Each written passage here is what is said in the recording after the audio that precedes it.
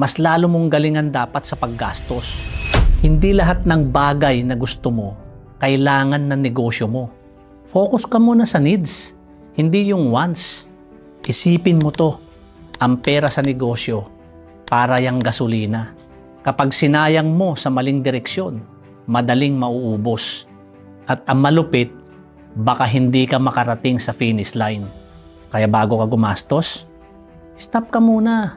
Think twice. Tanungin mo muna yung sarili mo.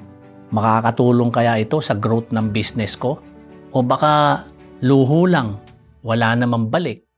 Tandaan mo to na bawat piso na hawak mo, puhunan yan ng business mo.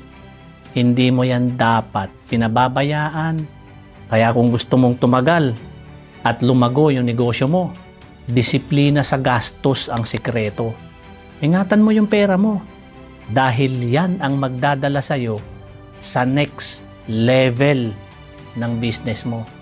Tandaan mo na pag marunong kang mag-manage sa maliit, darating at darating yung mas malaki. Real talk lang, mga ma'am sir. Bawat piso na hawak mo, may halaga. Bawat sentimo, may direksyon. At kung marunong kang mag-ingat sa maliit, darating yung panahon, magiging malaki yan.